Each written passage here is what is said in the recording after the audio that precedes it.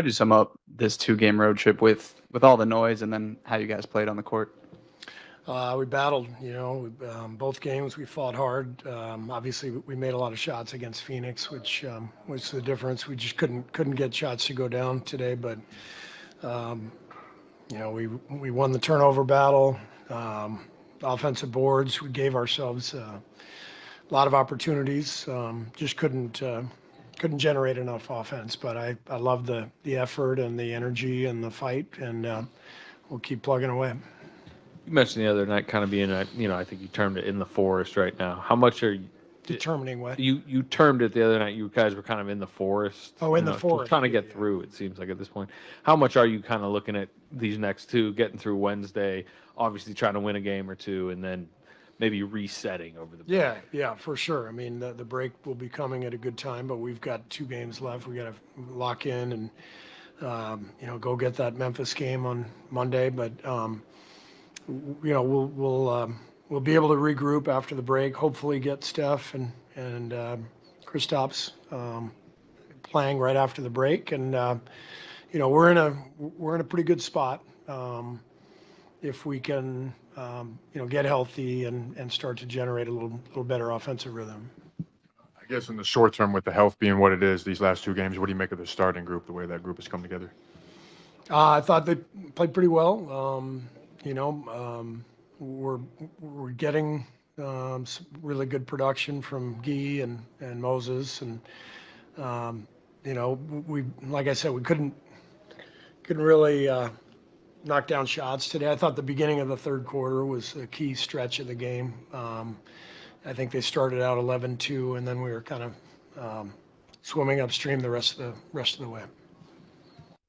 Held them to almost 100 points, and last game under 100 points. What's been working on defense these last 2 games? Well, the pace of both games was slower for sure, but our guys are showing a lot of good activity, and they're pretty connected. I thought what hurt us tonight was the free throws. They got to the line 30 times, outscored us by 17 points. That's kind of the difference in the game. But proud of the effort, like I said, and our guys are really competing hard. Steve, kind of the big picture, considering you obviously have Draymond, but no Jimmy, and the trade deadline moves, what do you think this group can be defensively? The second group, half of the season. What do you think this current group can be defensively for the second half of the season? We've been a good defensive team, most of the year, and I like our individual defenders. I like Draymond behind the play, connecting the group. I like Al, at the rim, shot blocking and cleaning up the paint. And so I think we can be even better, with Kristaps and Steph healthy. So that's the key, really, is can we, get through the break and get everybody, in one piece and finding a rhythm together. So, is there any update on Steph's timeline? And is he returning before All-Star weekend possibility? Steph? Yeah. Yeah, he's doubtful for Monday, and we'll take it day by day, but I don't expect him to play on Monday. In terms of offensive rhythm, is it like not having that tonight? Was it as simple as just like not making shots, or were there things that you felt like you guys could have done to get more rhythm? I didn't think we were good in the first half. I thought we were better in the second half, just moving their defense. They kind of play a little hybrid zone, and then it morphs into a man. And when we got stagnant and tried to ISO and go one-on-one, there was nothing there. But when we moved and we cut, we got some good possessions, but we needed more of that. Second half, we only turned it over 2 or 3 times and had some good looks. I think we had 2 open threes to take the lead, which was a pretty good comeback after that early third quarter deficit. But 14 for 51, especially without Steph, without Jimmy. We know we have to make threes, and just didn't knock shots down and didn't create enough energy and flow, I think, offensively overall. Defensively tonight, it seemed like you were pretty comfortable playing LeBron straight up. What were some of the keys to making things tough on him? Well, we've got good individual defenders, and Draymond is always behind the play. If he's not guarding LeBron, he's behind the play, and causing some havoc. But yeah, I mean, I thought our defense was good enough to win the game. So we were fine on that end. Just couldn't turn that into offense. I think we had like 16 steals, and we got like nothing out of that. We got 4 transition points, 16 steals. So we have to, with this group, especially without Steph, we have to find some easy points. And when we look at the tape, I guarantee you there's going to be 8 or 10 points that we left hanging out there in transition. We've got to find a way. Guys have to run for layups, not just threes. We have to space the floor. We have to make good decisions. I didn't feel like our transition was good enough tonight for us to win.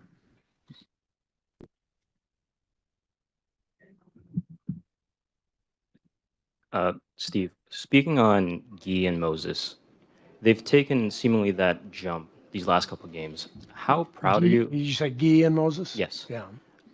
What's the level of pride that you're seeing that they're taking that next step, seeing everyone go down? Yeah, it's fun. It's fun to watch young players emerge. And, Gui was a second-round pick 4 or 5 years ago, and to see his progression through the G League and, the last couple of years really becoming an important player for us. It's fun to see that. And Moses, I think, since midseason last year when we traded Jimmy, it really allowed Moses a very clear role, and he's taken advantage of that and played really well the second half of last season and then first half of this one. You mentioned the low point total that you've held teams to last 2 games had to do in part with pace. I was wondering, with Kristaps coming in and Kerr coming back with the injuries and whatnot, do you see playing with more pace to be a good thing, or would you rather the team play a little bit slower? Kind of what's your philosophy when it comes to how quickly a team plays or not? I think it's we always want to get out and run and get easy baskets if we can, and we have to get some reps with Kristaps. My image of him is a guy who trails the play top of the key and makes threes up there. But he's a shot blocker, which can generate offense, generate pace. We just have to find our way with him once he starts playing. What did it mean to get the deal done today? Yeah, it feels good just to know that we're locked in for the rest of the year. Yeah. Is it any different than any of the years past where you've had the contract converted to a full standard contract? No, I had the same deal last year. Just playing a little bit more confidence right now, and I think the staff is giving me a little bit more leeway and giving me some confidence. So last year was kind of on the fence. I hadn't proven myself as much, but just feel pretty confident where I'm at right now. You had the buzzer beater jumper over LeBron, and then I think in the second half you got a stop in isolation against him. What is that matchup like for you? I mean, I just love competing, man. I don't care who it is. Obviously, what he's done in this league for a long time is unbelievable. But I cherish going after anybody who wants to compete. You mentioned this year you have more confidence. Aside from the coaching staff, I guess, how have you found that next level of confidence? Yeah, I've talked about it a little bit before, but when you get extended minutes and you're able to get out there and make some plays and make a couple mistakes here and there, without knowing you're going to get pulled, gives you another level of confidence. So also just communication, and we have one of the best staffs in the league that way. I always know where I stand with these guys. Steve's great about that, and with Steph being out, obviously we didn't score enough points tonight. We're gonna have to find a way to put the ball in the hoop, and so he's giving me full confidence to let it go, and it just gives you another level of confidence when you're out there. Steve also pointed to some of the issues on offense, finding rhythm. What do you think are the keys to generating offense when you don't have Steph and no Jimmy? I think we got to play faster. We put them at the line quite a bit. I don't know what their free throw numbers were. Felt like a ton. Yeah, I mean, they shot 30 free throws. Some warranted, some, how they play. But when you're shooting 30 free throws, that means you're going against a set defense the majority of the time, and they were playing that kind of wacky zone into man, which slowed us down. So, without Steph, it's going to be really tough to be a consistent half-court team. We're going to have to find other ways to generate offense, a.k.a. get stops and run. So When you foul, put them at the line. We took care of the ball for the most part. Only had 12 turnovers, which, league-wide isn't horrible. But when you're fouling guys like that, it's going to be really tough. You're going to be playing against a set defense the whole night. You thought at all about what ball screen actions with Kristaps might look like? It's going to be pretty fun, I can tell you that. Al's been incredible. Found his stretch over the last, month and change here. Just so easy to play with. And then you throw another 7-footer in who can make a shot from just about anywhere on the court. It'll be pretty fun. The compete level is obviously there both nights. You guys go through the trade deadline. You're bringing Kristaps. Just how would you kind of describe the emotions of these 2 road games? Yeah, I think we're just trying to weather it right now. It's no secret we're waiting for number 30 to get back. So for us, it's about just bringing it night in and night out. We really have one stretch there in the third quarter, I think, that we want back. We win those minutes. I think we have a different outcome. So right now it's about weathering it. Fortunate that we have the All-Star break coming up here to give number 30, give Porzingis, a couple more days to get healthy. Just weather it, just keep competing. Steve said that he was impressed with you guys' defense as a collective, but he said that you guys just weren't able to convert enough, especially in transition. I was wondering, what did you see on that end of the floor?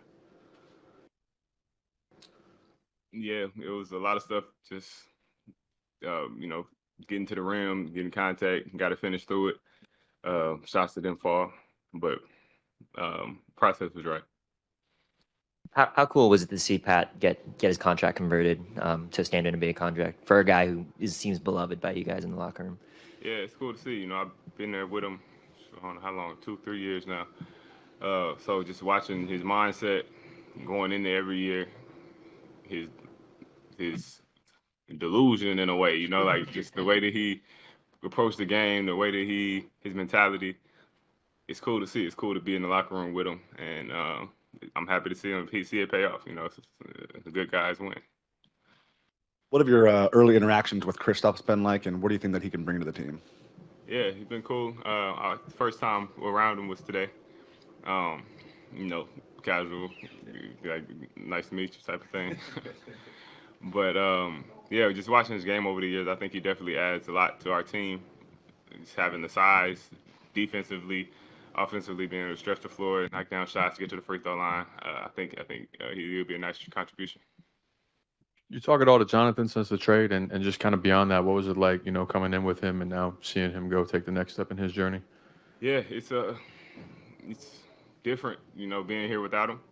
We came in together, been seeing the dude every day since almost. But no, I haven't talked to him since he left. Everything happens fast, and everybody hitting him up, so I'll probably wait a little bit.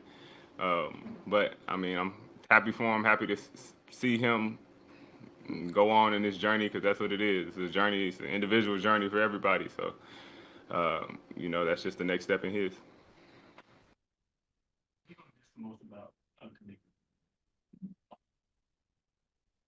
Good question. A lot of different things on the court and off the court. When you're around somebody so long, it's just certain stuff like his music taste, maybe like his energy coming in the locker room, his dance moves, all that type of stuff, his jokes, his presence. That'll be missed for sure. But then on the court, I'm gonna miss seeing him fly through the sky, draw defenders, kick it out, get those open shots. It's a lot that I'll miss. What are the biggest lessons from this game? I would say 100%. We got to play defense without fouling.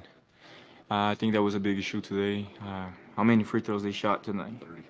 30 free throws. Yeah, so when we foul, we don't have the opportunity to run to the fast break, so that's like how we got to play. I think we turnovers, we got 12. That's not too bad, but if we keep fouling like that, it's going to be a huge problem for us, because we like to play in transition, we like to move the ball quick, and when you foul like that, it's tough to play like that on offense.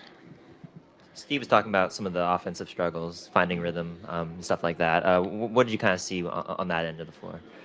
Yeah, sometimes I feel more in the first half we was falling a lot for the one-on-one. That's what they want. They play one-on-one, and they have everybody set to the helps.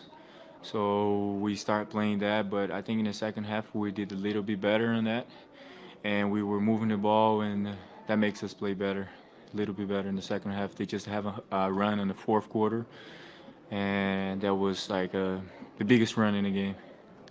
When Steph's out of the lineup, how does your role change? I think even when Steph is on the court, my role doesn't change too much. I just gotta go. I just gonna go there and play hardest that I can. If I have the opportunity to play with the ball and drive and find the best passes, I think I will do that even when Steph is on the court. And I think that's way better when he's on the court because everybody's so worried about him. Just for him to be on the 45, you got two guys that are gonna be like, oh, Steph is in the 45, we can help, we can. So that generate way more space. So I think my role, even when he's on the court, is the same. How cool was it to see Pat get a guaranteed contract for a guy that you guys seem to really like and love? Man, I love Pat. Pat is my guy. We came together to the Warriors. Was drafted in the same year that he was doing the summer workout together, and we play in the G League together.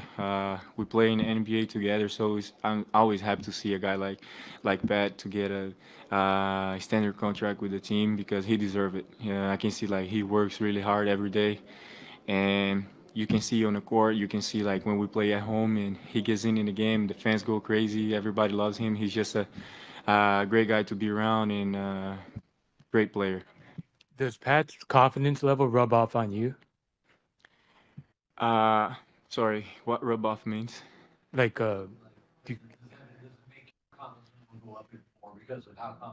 Oh, okay. So yes, every time every time Pat is hooping, and we see that he's always talking, some crazy stuff, and look to the bench and hype us up, and we go with him, so every time Pat hit a shot the buzzer beater in this end of the second quarter, he looked at us like, "Come on, let's go," and talk to us, that hype us up. So yeah, it's for sure. How would you just kind of describe the emotions of these last two games as far as getting through the trade deadline? Obviously losing a few guys, bringing in Kristaps too. Just kind of the emotions of these two games for you guys. Obviously, your compete level was sky high still. So like in the last, not just two games, but last week overall, that was a little bit more, everybody was worried about, all the trades. We got Jimmy hurt and, all that. So it was not, great environment, you know what I mean? But everybody was being professional. Everybody was there and working hard, especially in these two games. We had some up and downs. Last game, that was a great victory for us, because we needed. You could see how we were hyped after the win, because we needed. We've been through like you said, we lost Buddy. I would say one of the best teammates that we ever had. We lost TJD, my guy too, So we also it was Buddy, TJD, and JK. JK was my closest guy, on the team. We were talking. I was talking, a lot of a lot of stuff to him. Yeah. So I was always messing with him. So that was a lot of up and downs. But today I think we could do better to finish the week better. But overall, I think we started showing more confidence. We started showing more that hustle and heart in the game. The last couple games. Have you got to talk with Kristaps and stuff and beat him already? Yes. I know him before because of the pre-Olympics. Yeah, we played in Latvia, and we won. So he was talking about that a little bit, and we hit a couple threes in the games. And he also speaks Spanish. I didn't know that. Yeah, so I can talk Spanish. I can speak Spanish too. So we were talking a little bit there. He's a great guy. Great guy. How do you kind of see him fitting in, preview? Great. Big fella, can shoot, can be at the rim. So tough to finish over him. As soon as we had him on the court, we're gonna be good for sure.